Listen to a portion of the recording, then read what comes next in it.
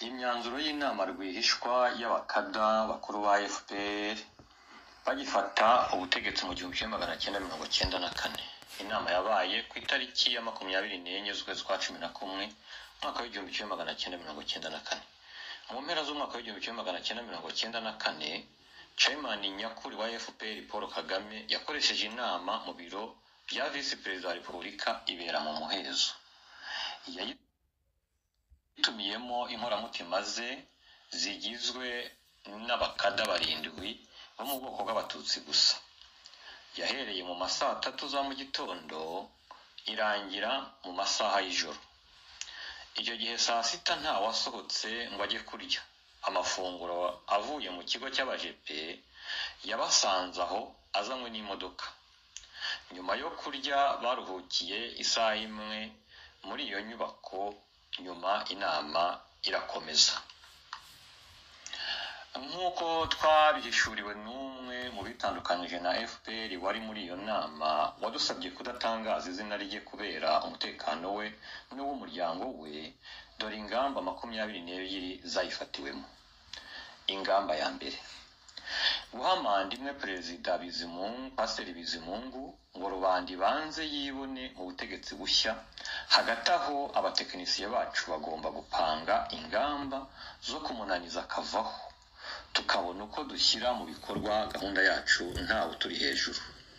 Icyo gihe umwanya wa Vice Perezida uzahita uvaho. Ingamba ya kabiri: guteza umutekano muke mu ntara zombi za Kivu muri Zaire no mu majyepfo ya Uganda, kuko ari indiri z'abahutu impunzi zishobora kwisuganyirizamo zikaba zakora nk'ibyo twakoze mu buryo bworoshye. Ingamba ya gatatu: gukomanyiriza impunzi mu nkambi z'ibihugu bidukikije, kuzibuza amahwemo, kuzigambanira zikicishwa inzara, guteza umutekano muke aho ziri, kuzerega jenoside, abazakiriye bakazinuba, izinaniwe zigataha, izanze gutaha zikicwa aho bishoboka. Ingamba ya kane: kwibasira amashyaka ubutegetsi bwa Repubulika bushingiyeho, abahutu bakayoboka umurongo wa FPR, byananirana tukayaca mu gihugu. Ingamba ya gatanu: guhagarika umuvuduko w'ubutegetsi bw'abahutu mu Burundi, kubukoreramwo mu mayeri, byananirana tugashaka uburyo bwo kubuhirika.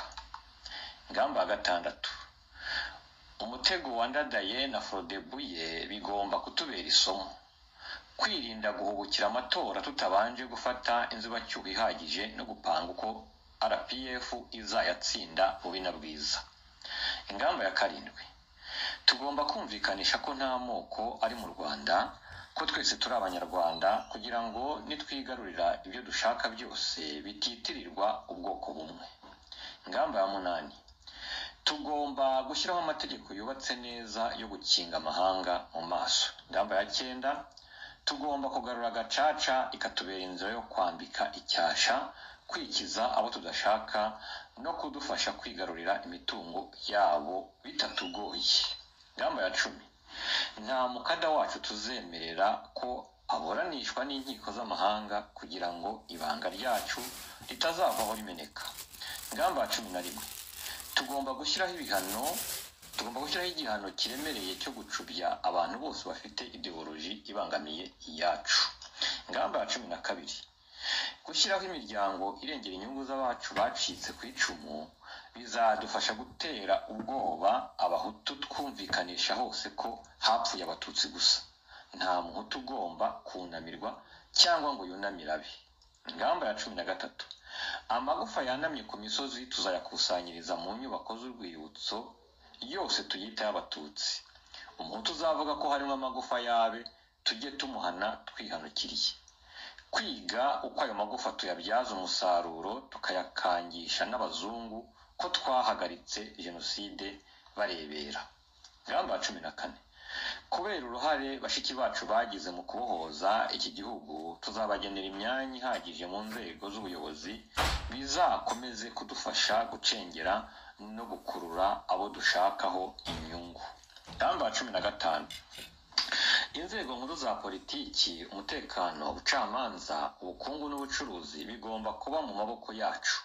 Abandi tuzajya twihanganira nabo kutubera udukingirizo. Ingamba ya 16 abana bacu tugomba kubashakira amashuri meza y'indatwa mu gihugu no hanze, abandi tukabayobora ya giseseka. Ingamba ya 17 politiki y'ubwiyunge tugomba kuyiha umurongo utuma ubutegetsi bwacu buramba.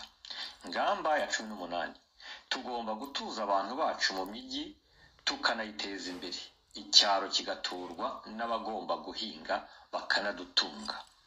Ingamba ya 19 amafaranga ahagije yo gushyira mu bikorwa ingamba zacu nta handi hambere tugomba kuyakura atari muri rubanda binyuze mu bwoko bw'imisoro itandukanye. Ingamba ya 20 tugomba kugarura uruhare n'agaciro k'inka mu mateka y'abakurambere bacu, tugatesha agaciro ingirwa revolution yo mu 1959 na za repubulika zayikurikiye. Ingamba ya 21 tugomba gufata ingamba zinyuranye zo kugabanya ubwinshi bw'abahutu kugira ngo batazongera kuduteza ibibazo. Ingamba ya 22 nayo ya nyuma gucecekesha za NGO cyangwa ONG, amashyirahamwe arengera uburenganzira bw'ikiremwamuntu y'imiryango mpuzamahanga idukoraho amaperereza, bidakozwa ibyo kutubera ibikoresho. Abakomeje kubyanga tukabirukana mu gihugu igitaraganya. Ngayo nguko.